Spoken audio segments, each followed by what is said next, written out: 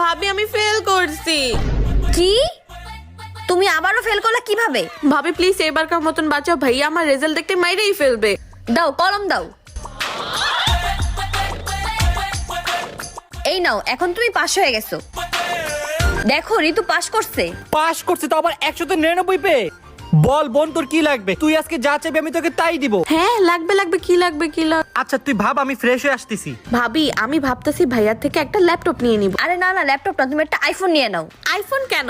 আরে আইফোন নিলে তো তুমি টিকটক করতে পারবা। টিকটক করলে তো রাতারাতি ভাইরাল, তুমি তো সেলিব্রিটি হয়ে যাবা। ফলোয়ার্স আর ফলোয়ার। হ্যাঁ ভাবি তুমি ঠিক বলছো। তারপরে তো কি ভাবলি, কি নিবি? ভাইয়া ওই যে আমার